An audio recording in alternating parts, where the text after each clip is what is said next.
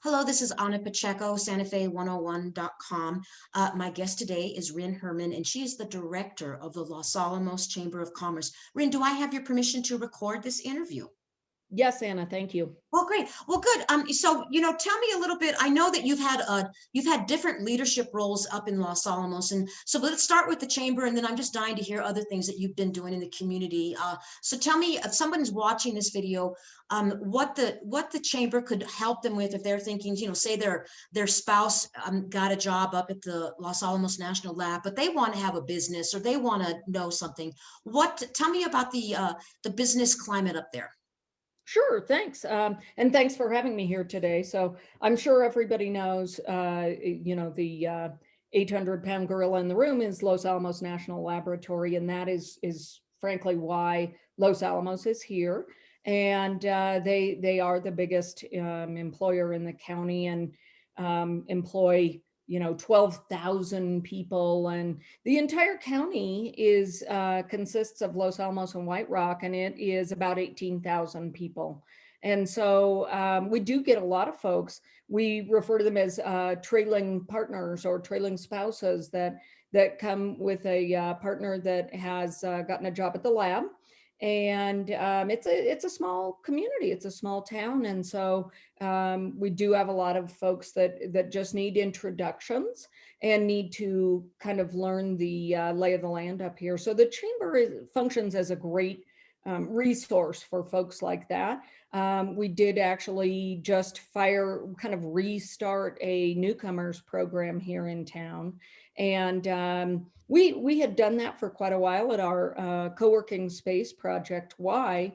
But with the pandemic, we just decided to take it online. And so we're doing these monthly now. And we get a lot of folks that come in that are young families or young entrepreneurs that are looking to start a business. So again, the chamber is just a great resource for folks like that. Well, I'm assuming that because of the lab, there must be a lot of types of businesses that feed off it. I don't know, they sell breakfast burritos to the employees. I don't know what the business would be, but is that true? Are there a lot of businesses that, they basically are servicing, these 12,000 employees at the lab? Yes, that's exactly right. So after the laboratory, of course, we have the county, which is a big employer, the schools, the hospital, the banks, those kinds of employers, and those are kind of the next largest employers. And after that, you've got a lot of great restaurants and businesses that support the community here. So something that is very, very different about many communities is the history that surrounds Los Alamos. It's got a very, very unique history. So we have, wonderful museums, and we consider ourselves to be the gateway to 3 national parks here. And so there's a lot of tourism that comes through here, and a lot of folks want to come in and see where the National Lab is and learn about the history during World War II and the science that took place here that really ended World War II. And so, we have great history museums and the Science Museum and the Nature Center. And so it's really a tourism spot as well anymore. And you mentioned 3 national parks. I know Bandelier. What are the other 2? Sure. So you've got Bandelier National Monument, and then the Manhattan Project National Historical Park, which is fairly new and is an interesting park. It is based in 3 different locations across the country. Hanford, Washington, the Tri-Cities up in Washington State, and then down in Tennessee as well. So it's kind of a unique park in that. And then the Valles Caldera out in the Jemez Mountains is another national park. So. That's one of the largest. It's one of the largest super volcanoes in the country. But getting back to the Manhattan Project National Park, what is there? What does it offer? I didn't even know there was such a thing. Yes, well, it's fairly new. It's so we have a kind of a historical campus, and that kind of the cornerstone, if you will, of the the historic campus and Los Alamos really is Fuller Lodge. And this was a lodge that was built for the ranch school before the war. And they had boys that came from mostly the East Coast that their parents thought they sort of needed toughening up, and they sent them out here to go to school, and they got kind of a classical education, but they also were part of a Boy Scout troop that still exists here today, Troop 22, and they each were responsible for a horse. They learned outdoor skills. They slept out on porches all year long. They wore shorts all year long. So they had a very unusual experience. And with the war effort, once Los Alamos was chosen to be the site of the secret laboratory, the school was shut down and people moved into the area, and the Army started kind of building the facilities. But they had a few buildings because of this ranch school, and the Fuller Lodge was the main one. Today it houses a museum and offices for the Historical Society. The History Museum is located just adjacent to it. And there's also the Fuller Lodge Art Center right there, which is a wonderful resource as well. So today there are still parties that happen there, concerts, meetings. The locals can rent it out and use it to have their own events. Lots of weddings take place in the Rose Garden out on the lawn there. So it's wonderful. And there's a number of other buildings that were part of the ranch school that are now part of the historical complex campus as well. And let's see, a couple of different buildings that were home to famous scientists have now become parts of the museum. And Oppenheimer lived in one, and the Historical Society was just gifted that. And so it very soon will become a museum about Oppenheimer. So, and then there's another building, the Hans Bethe House, which is kind of a Cold War exhibit. So, but there are other buildings throughout the downtown area that are part of the history here. And so you can do walking tours through the History Museum and look around. A couple of times a year, the Manhattan Project National Historical Park opens up, and you can actually get behind the scenes and go onto lab property and look at buildings there as well. Eventually, I think the hope is to have that opened up on a more permanent basis. But right now, the capacity just isn't there yet. So it opens up a couple of times a year, usually during our science festival in the summer. So it's a great opportunity that a very select few people get to actually see some of these buildings behind the scenes. Or what we call behind the fence. I actually grew up here in Santa Fe, and my aunt worked. She just had like a regular. She wasn't a scientist or anything, but I remember as a little kid back in the 1960s, we'd drive up to Los Alamos, and we'd have to go to like I think the whole city must have been shut down, because I remember we had to stop at at a gate, and they'd check us. They would allow us to come in, but now right. Sounds like the Fuller Lodge and all. I mean, where's the lab where you actually, only employees can go in? I mean, where is that located? Is it like far out of the city, or is it right in town? No, so Los Alamos is kind of built on like Five Finger Mesa, and the downtown area would be the center finger, and then residential out to the north, but to the south is the laboratory. And basically we like to say it's across the bridge, because you just go across the Ottaway Bridge to get to the laboratory, and people can drive through there. As a matter of fact, it really is the main way to get to the ski hill here, Pajarito Mountain Ski Area. You can go down through a little canyon and get there, but most people just go through the security portal and just drive up there. So people can go through there, and it's kind of an interesting thing for tourists to do, to drive through. They don't allow any cameras at all. You have to show your ID, but you can just go right through there. And then there are certain areas of the laboratory where you have to have clearance to go behind the fence, if you will. I have a couple of friends who work up there now, and they have to leave their cell phones in the car. Mm-hmm. And that's Yeah. something with, I guess, somehow that a spy could pick up could have, I don't know, they could listen in, or I don't know what that's about, but that I had heard that anyway. But let's get back Security to, is very tight. Mm-hmm. yeah. So back at the, I believe your husband is a physicist up there. Is that correct?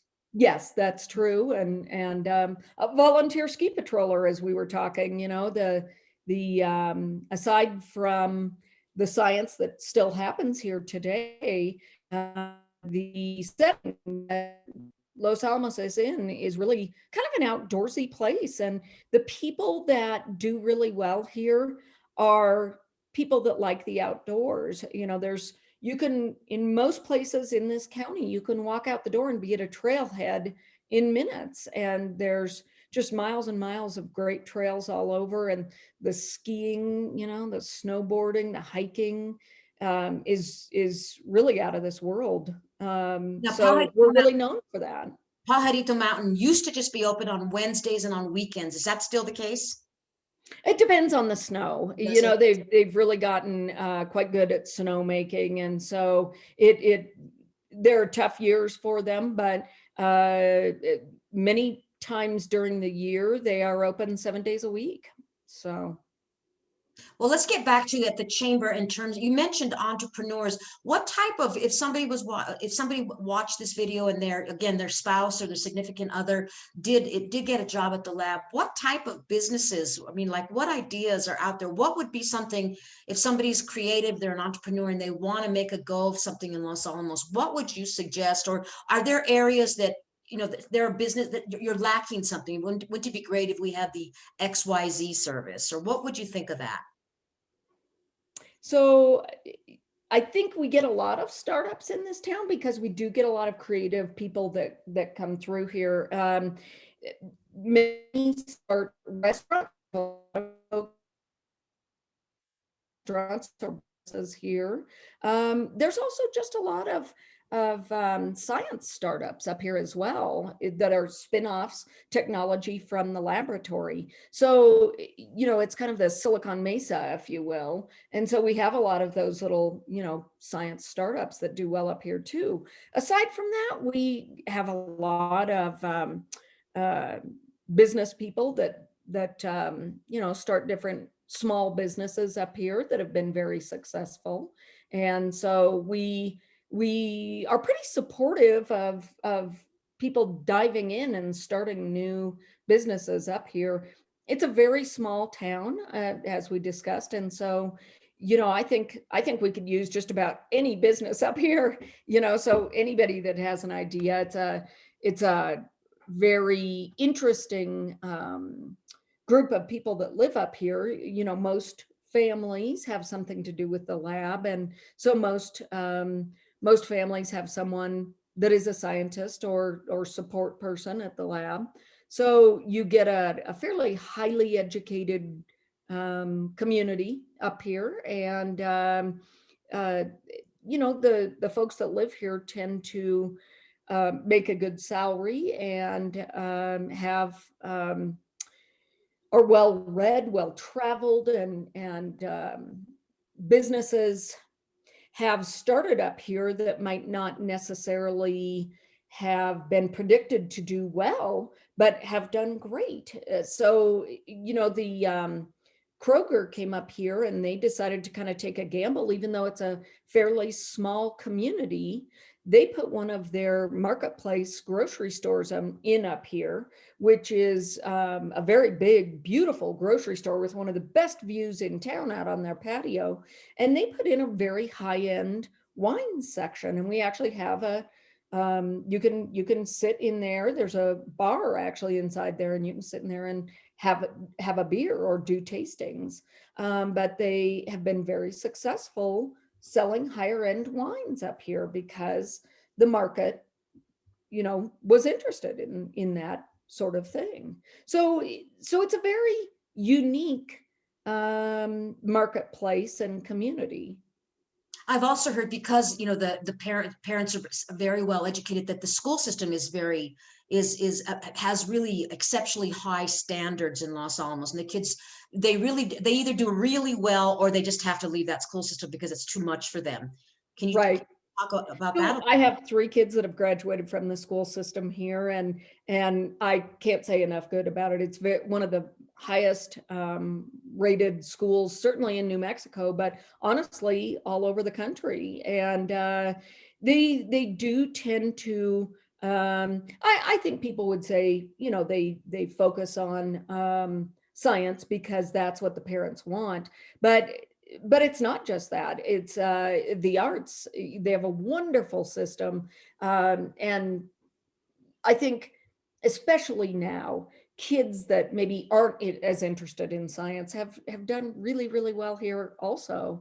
But to attract the best scientists, they have to have one of the top, schools, and they do. It's a really great school system. What about tutors? Are there tutors up in or for Oh these? yeah. I'm Yes, trying to think, what you would be bet. business up there? So tutoring is already up there. When you said there were science startups, what would be like a science startup? So there is a guy here in town. Let me show you this. There is a business here in town. It's called Ubiquity, and they make these films that they have a number of different applications. This is actually a scrap left from the films, and they make these little bookmarks, and we sell them at the Science Museum here in town. But Ubiquity is a spinoff from the lab, and they make these films that I can't explain it as well as I should be able to, but they're used to grow plants in greenhouses and many different applications. So there is a fusion spinoff up here, and Pebble Laboratories and lots of different groups up here that are trying to spin off different things with great success. Now, So and I know that Los Alamos has its own airport, an airstrip up there. So, and I know I know it's I mean, from what I know, it's fluctuated. There used to be a time where I think it was Southwest or somebody had direct flights out of there, but that stopped. But I mean, if people were thinking of moving to Los Alamos, they do have access to an airport. yes. So to the best of my knowledge, there isn't commercial flight going in there right now, but we are 45 minutes from Santa Fe and 2 hours, less than 2 hours from the Albuquerque airport. So, I know a lot of folks that zip in and out of But what about your the airport? Is it in use at all today? I mean, do private jets come in there or anything like that? private planes. It's mostly used for private planes. So Right. there have been a couple of different efforts to keep um, plane service, air service there, but it just, the demand just isn't always there. So, they keep trying. We'll see how that goes. Now, I know that White Rock is just down the hill for you, and a lot of people that work at the lab, live in White Rock. And I don't know much about, does White Rock have its own like community where they have grocery stores, or does everybody drive into Los Alamos for that type of thing? They have their own business community. They have grocery stores, lots of great restaurants. So White Rock, you actually drive through on your way to Bandelier. So there's a large amount of people that pass through there every year, heading out to that national park. And so businesses have built up around that. And it's something that's really being focused on right now in the county, is to develop that business district. But there's a lot of homes down there. It's a beautiful area. If I'm not mistaken, and I think it's in White Rock, there's a new housing development going up there, Mhm. I think. Yes. So housing is something that we've really, really focused on here as a community for a number of years. And so there are a number of projects that are coming to fruition, but there's a great development down there that people are already living in, and it's still being built. So, but there are a number of housing options that are about to go online in Los Alamos proper as well. So we really, housing is something that we have struggled with. The lab continues to grow and hire. And so we've really focused on the housing, and I think people will see a huge improvement in the number of homes residences that are coming on the market. What about in the apartment next buildings? 18 months. Are there rentals there? Oh yeah, yeah, quite a few. And, a number of those previously were sort of dated, but they've all gone through a regeneration. And so there's really great housing options here now. Well, I'm assuming too, the lab is probably a fluid, it's fluid in the sense that people come and go. I mean, you might be on your way to your next great job up in Tennessee or in the UK or something. So I'm Right. assuming that there's movement within the lab so that people buy and sell houses. They go on to their next venture. Not everybody's coming to Los Alamos to work at the lab for the next 30 years, I'm assuming. Exactly.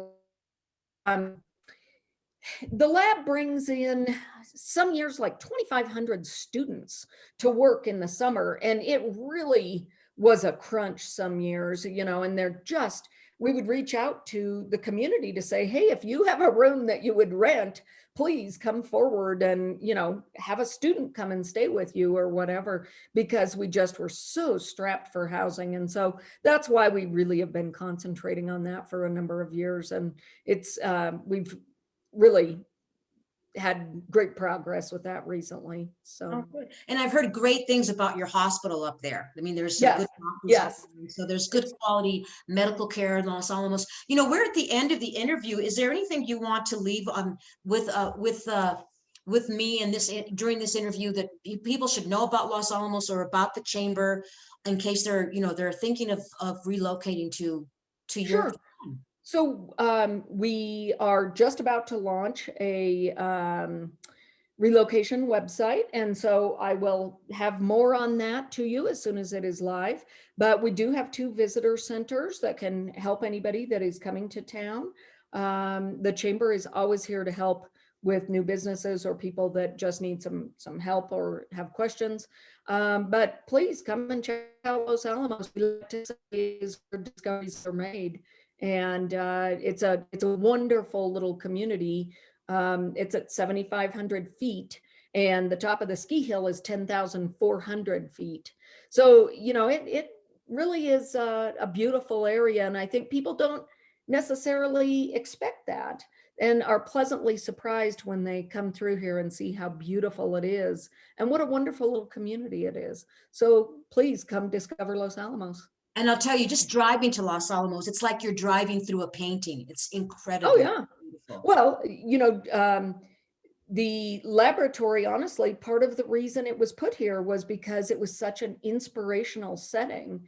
And, Georgia O'Keeffe painted near here, and it's mind-blowingly beautiful and just a wonderful place with lots of, great, friendly, smart people. Excellent. Again, I want to thank you, Ryn Herrmann, the director of the Los Alamos Chamber of Commerce. I do thank you for this interview. Thanks, Anna.